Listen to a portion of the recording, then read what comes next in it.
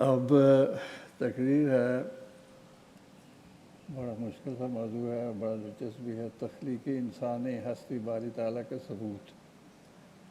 اور یہ تقریر کریں گے ڈاکٹر رضوانہ مصعب صادق، صدر مجلس انصار اللہ، اور یہ اردو میں تقریر ہے۔ اب تشریف لائیں۔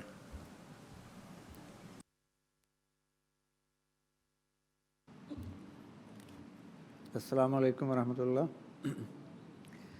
اشہد ان لا الہ الا اللہ وحدہ لا شریک لہ واشہد ان محمدا عبدہ ورسولہ، اما بعد فاعوذ باللہ من الشیطان الرجیم، بسم اللہ الرحمن الرحیم، یا ایہا الانسان ما غرک بربک الکریم الذی خلقک فسواک فعدلک فی ای صورت ما شاء رکبک۔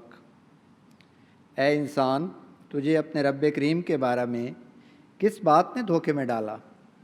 وہ جس نے تجھے پیدا کیا، پھر تجھے ٹھیک ٹھاک کیا، پھر تجھے اعتدال بخشا، جس صورت میں بھی چاہا تجھے ترکیب دی۔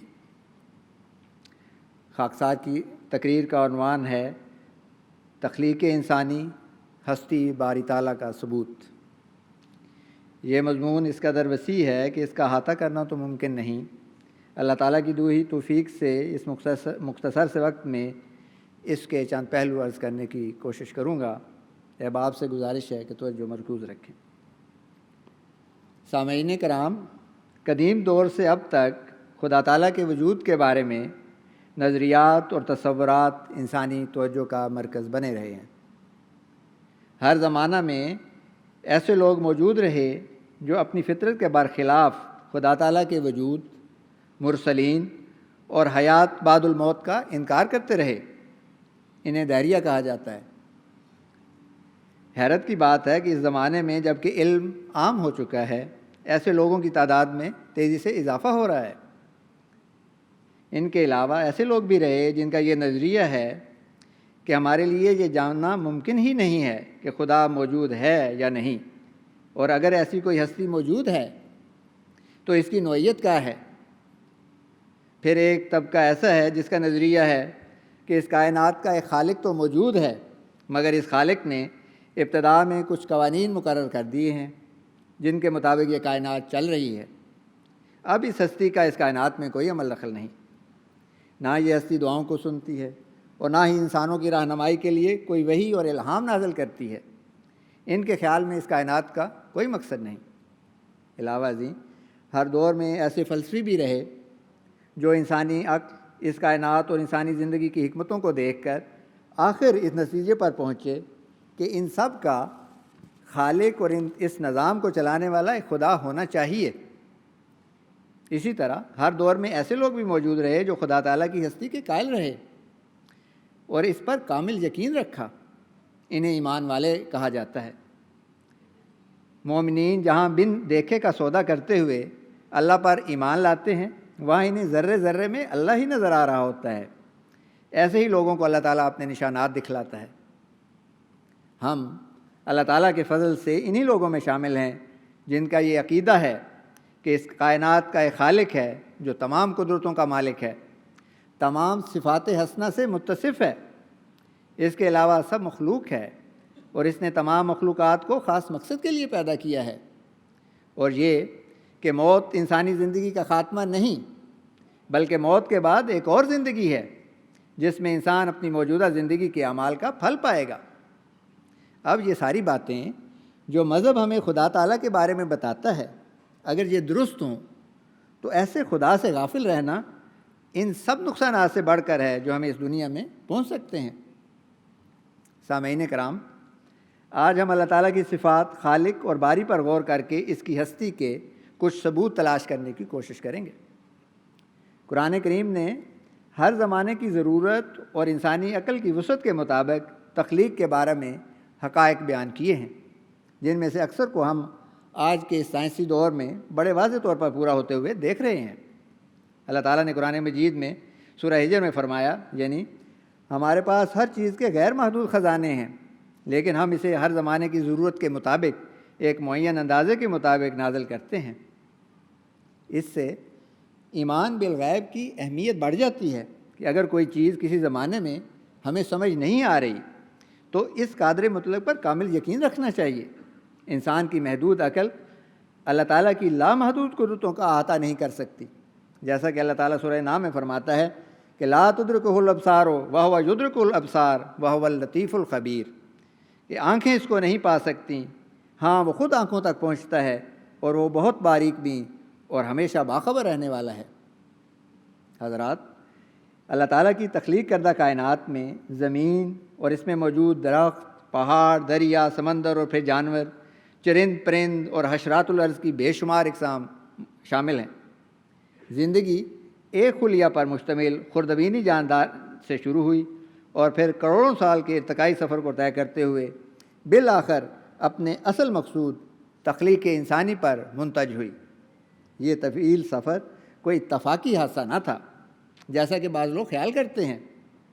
امریکہ کے ایک سائنسدان اور پیدائش خلق کے مضمون کے ماہر لکھتے ہیں کہ یہ خیال کہ زندگی کا آغاز محض کسی اتفاقی حادثہ کے نتیجے میں ہوا ہے، بالکل ایسے ہی ہے کہ کوئی شخص یہ دعویٰ کرے کہ لغت کی ایک کتاب کسی چھاپا خانہ کے اتفاقی دھماکے کے نتیجے میں خود بخود چھپ گئی، یا اس کی مثال ایسی ہے کہ اینٹوں کے ڈھیر سے اتفاقاً خود بخود ایک خوبصورت مکان بن جائے۔ سامعین کرام، اللہ تعالیٰ نے اپنی مخلوق کی پیدائش کا مقصد بیان فرمایا ہے۔ ایک حدیث قدسی میں اللہ تعالیٰ فرماتا ہے، میں ایک چھپا ہوا خزانہ تھا، میں نے چاہا کہ میں پہچانا جاؤں، اس لیے میں نے انسان کو پیدا کیا۔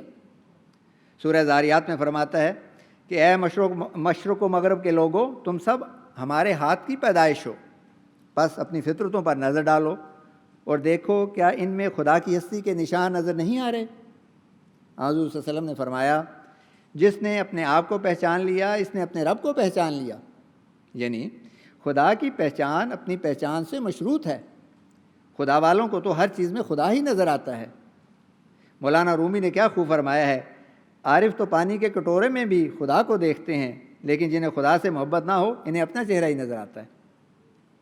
تخلیق کائنات کے مقصد کے حوالے سے حضرت خلیفۃ المسیح رابع رحمہ اللہ تعالیٰ فرماتے ہیں، تخلیق کائنات کا مقصد دراصل ایک ایسے شعور کی تخلیق تھا جسے رفتہ رفتہ ترقی اور وسعت دے کر ایک ایسے اعلیٰ مقام تک پہنچانا تھا تاکہ تخلیق کا اصل مقصد حاصل کیا جا سکے۔ مخلوق جس قدر اعلیٰ درجہ کی ہوگی اسی قدر وہ خالق کے قریب تر ہوگی اور اس کا تعلق اپنے خالق سے اتنا ہی مضبوط تر ہوگا۔ معزز سامعین، تخلیق انسانی میں ارتقاء اور توازن کا ایک اہم کردار ہے۔ سائنسی طور پر بھی یہ بات ثابت ہے کہ زمین و آسمان اور انسان کی تخلیق توازن کے شاندار اصول کے تابع ہے، جس کا علم 1400 سال پہلے ایک امی نبی کے ذریعے قرآن کریم میں دیا گیا۔ جیسا کہ اللہ تعالیٰ سورہ رحمان میں فرماتا ہے، اور آسمان کی کیا ہی شان ہے، اس نے اسے رفت بخشی اور نمونہ عدل بنایا تاکہ تم میزان میں تجاوز نہ کرو۔ پھر سورہ 3 میں فرمایا، لقد خلقنا الانسان فی احسن تقویم۔ کائنات کے اجزائے ترکیبی باہم متحد ہو کر اس کی بناوٹ اور حرکت میں ایک ہم آہنگی پیدا کرتے ہیں، لیکن سطحی نظر سے دیکھنے والوں کو بظاہر تضاد اور بے ہنگم پن نظر آتا ہے۔ ارتقاء دراصل بد نظمی سے بہتر نظم و ضبط کی طرف جاری سفر ہے، اور در حقیقت یہی چیز زندگی اور موت میں فرق کرتی ہے۔ اس مشکل مضمون کو ایک شاعر نے سادہ سے الفاظ میں یوں بیان کیا ہے، زندگی کیا ہے عناصر کا ظہور ترتیب، موت کیا ہے انہی اجزاء کا پریشاں ہونا۔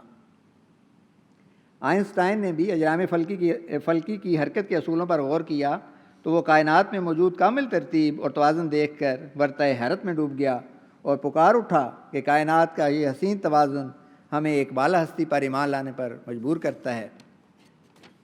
حضرات، انسان نے معلوم تاریخ میں کچھ باتیں دریافت کر لی ہیں، لیکن ابھی کروڑہا خصائص دریافت کرنا باقی ہیں۔ انسانی جسم پر غور کرنے سے یہ معلوم ہوتا ہے کہ دوسری مخلوقات کی طرح انسانی جسم میں ایک وسیع جہان آباد ہے۔ اسی لیے حکماء نے عالم کبیر یعنی کائنات کے مقابلے میں انسان کے لیے عالم صغیر کی اصطلاح استعمال کی ہے۔ غور کرنے سے پتہ چلتا ہے کہ جو کچھ ساری کائنات میں، پوری کائنات میں ہو رہا ہے، وہ سب کچھ کسی نہ کسی صورت میں انسانی جسم میں بھی رونما ہو رہا ہے۔ حضور صلی اللہ علیہ وسلم نے بنیادی طور پر جسمانی اور دینی علم کو ہی حقیقی علم قرار دیا ہے، جو ایک دوسرے کے مصدق ہیں۔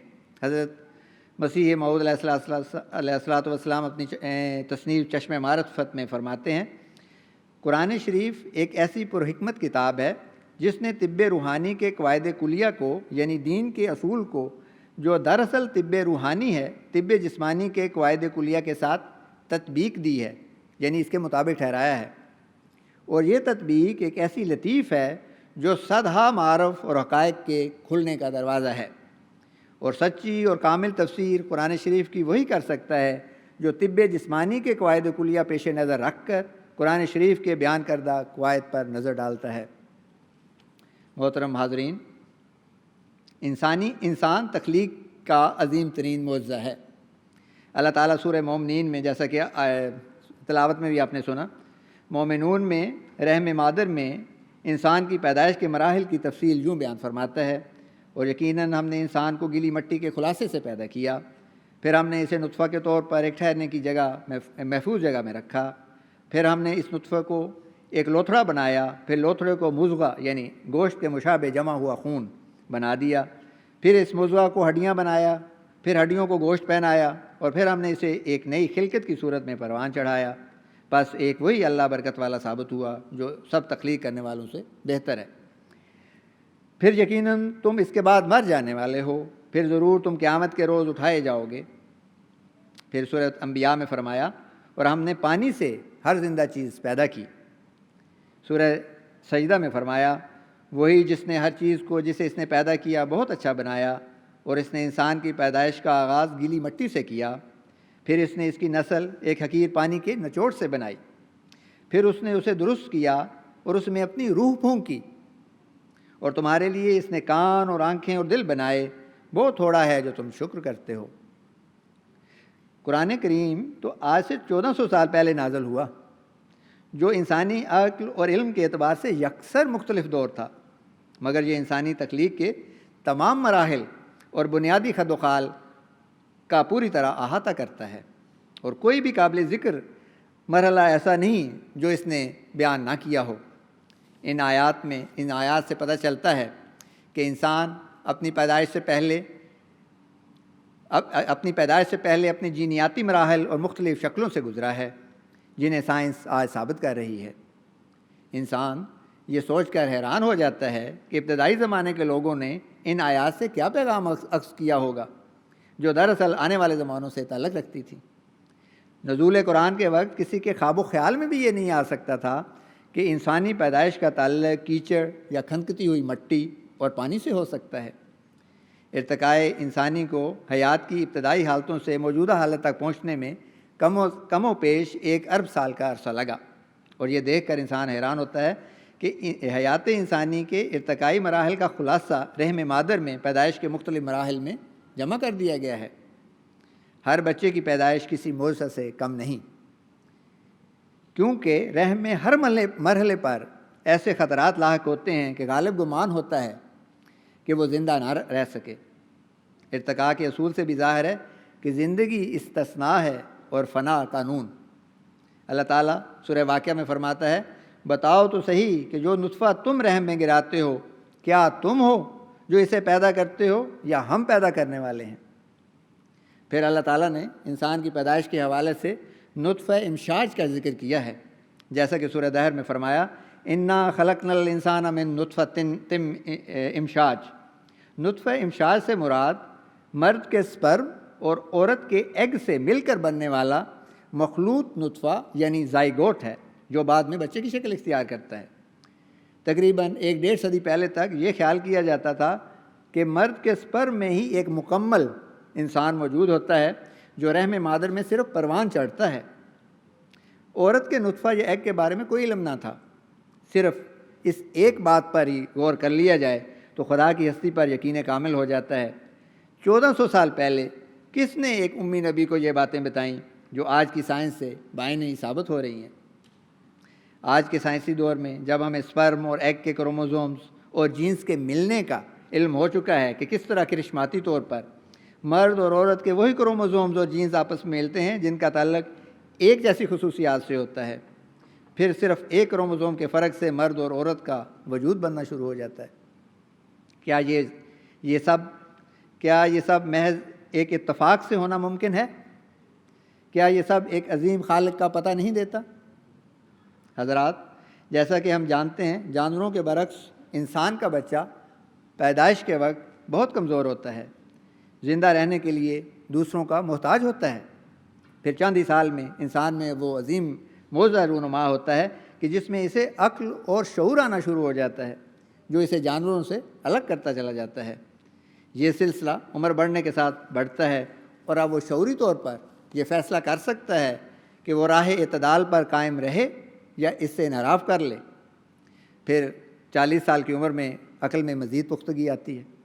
یہ شعور ہی ہے جو انسان اور خدا تعالیٰ کے مابین مضبوط تعلق کے حوالے سے اہم کردار ادا کرتا ہے۔ سامعین کرام، قرآن کریم میں اللہ تعالیٰ نے انسان میں جو روح پھونکنے کا ذکر کیا ہے، اس سے مراد دراصل انسان میں وہ صلاحیت پیدا کرنا ہے جس سے وہ اللہ تعالیٰ کی صفات اپنانے کے قابل ہو سکتا ہے۔ یہی وجہ تھی کہ وہ مسجود ملائک بنا اور شیطان دھتکارا گیا۔ حضرت خلیفۃ المسیح رابع رحمہ اللہ تعالیٰ فرماتے ہیں کہ نفخ روح یعنی اللہ تعالیٰ کا کسی کے اندر زندگی کی روح پھونکنا کے الفاظ ہمیشہ صرف انسانوں کے لیے استعمال ہوئے ہیں، جانوروں کے تعلق میں یہ الفاظ استعمال نہیں ہوئے۔ تمام جانداروں میں انا اور شعور کا ایک مرکز ہوتا ہے، لیکن یہ شعور اپنی ذات میں اس قابل نہیں ہوتا کہ جسمانی زندگی کے بعد بھی زندہ رہ سکے۔ روح شعور کی دوسری اور زیادہ ترقی یافتہ حالت کا نام ہے، جو جسم کے مرنے پر اس سے جدا ہونے کے باوجود زندہ رہنے کی اہلیت رکھتی ہے۔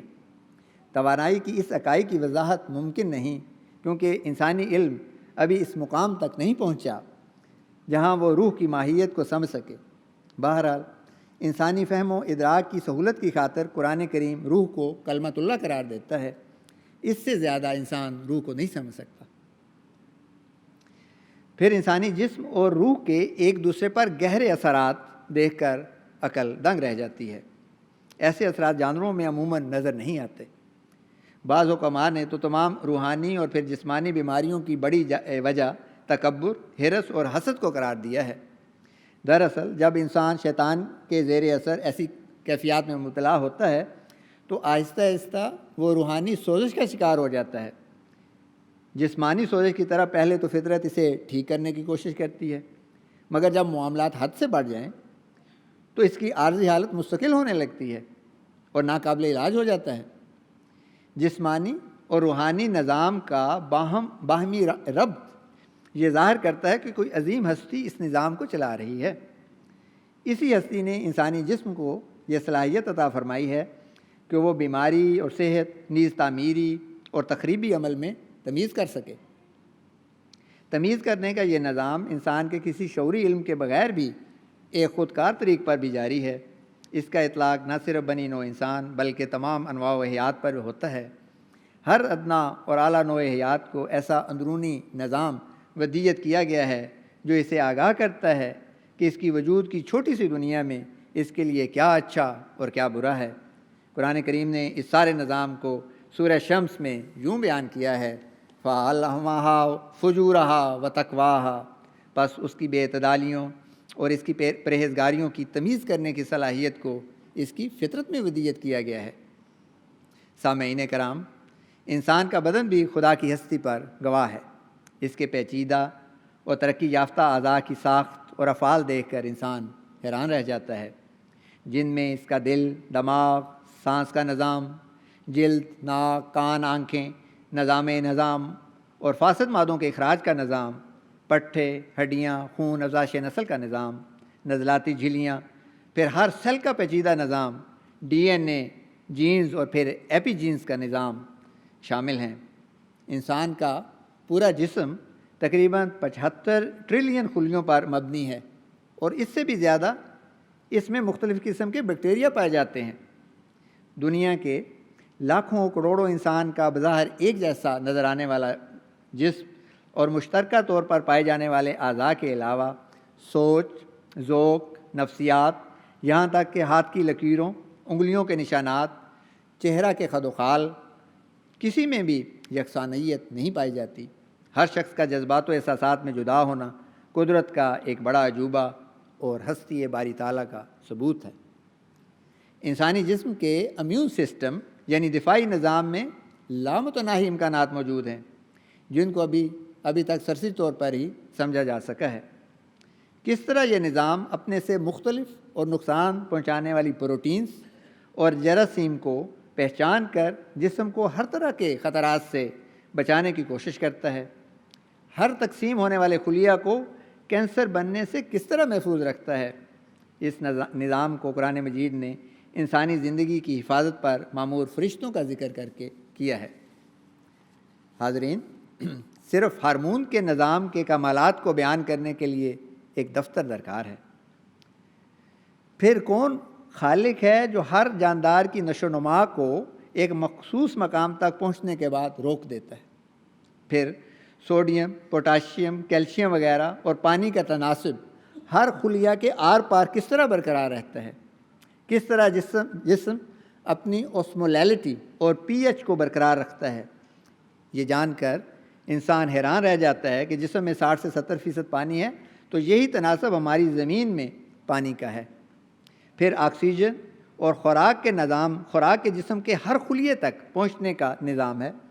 اسی پر غور کر لیا جائے تو بے اختیار انسان فَبِأَيِّ آلَاءِ رَبِّكُمَا تُكَذِّبَانِ کہہ اٹھتا ہے۔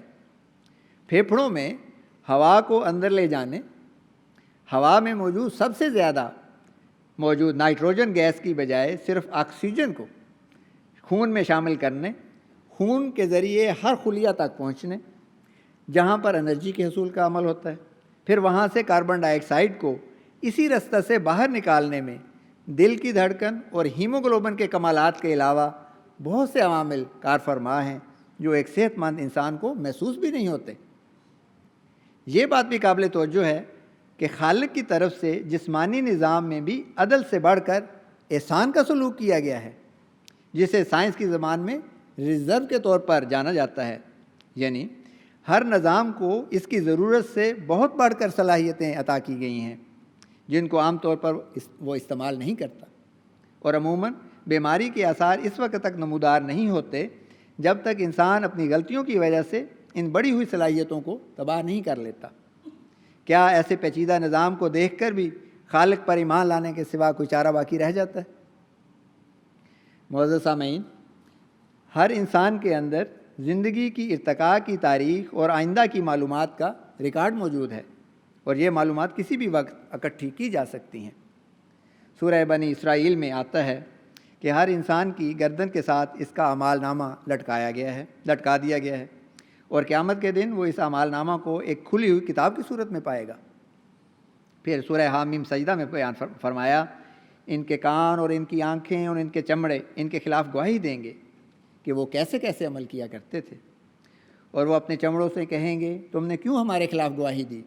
وہ جواب دیں گے کہ اللہ نے ہمیں بلوایا، جس نے ہر چیز کو گویائی بخشی، اور وہی ہے جس نے تمہیں پہلی دفعہ پیدا کیا، اور اسی کی طرف تم لوٹائے جاؤ گے، اور تم اس سے چھپ نہیں سکتے تھے کہ تمہارے خلاف تمہاری سماعت گواہی دے، اور نہ تمہاری نظریں گواہی دیں، اور نہ تمہاری جلدیں، لیکن تم یہ گمان کر بیٹھے تھے کہ اللہ کو تمہارے بہت سے اعمال کا علم ہی نہیں۔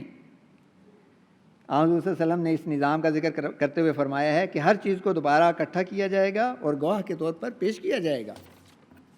آج کے دور میں اس ریکارڈنگ کے اس سسٹم کو سمجھنا بالکل بھی مشکل نہیں رہا۔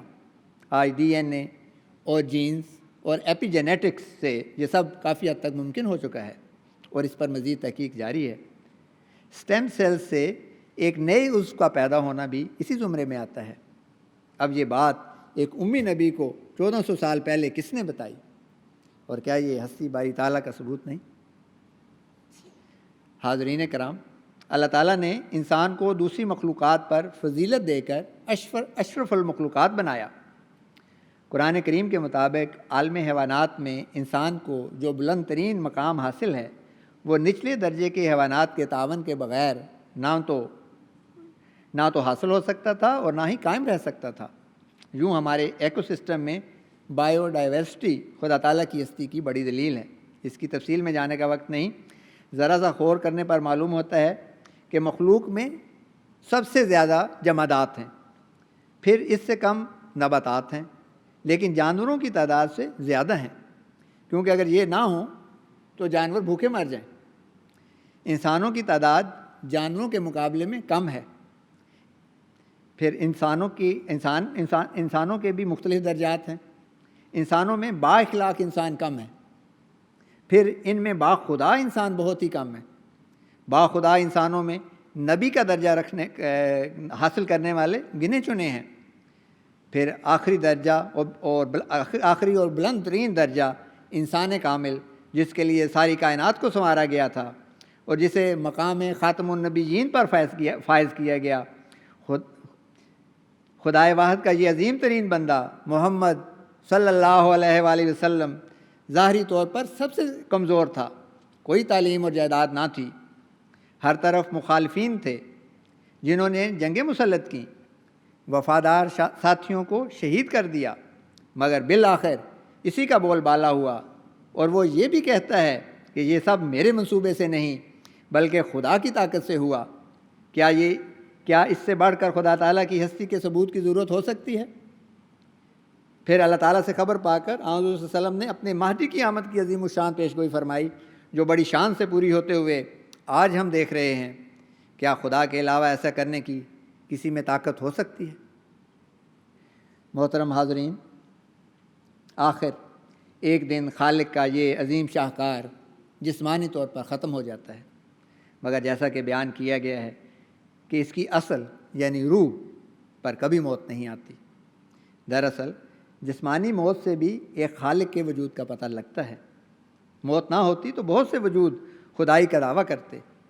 انسان اپنی ظاہری موت کے دن سے گھبراتا ہے اور عموماً قبول نہیں کرتا، جو دراصل اس کے لیے ایک حسین دن ہے، کیونکہ اس روز وہ اپنے خالق کا ایک اور وعدہ پورا ہوتا ہوا دیکھتا ہے، یعنی حیات نو کا وعدہ اور لقائے الہی کا وعدہ، جو ظاہری موت پر منحصر ہے۔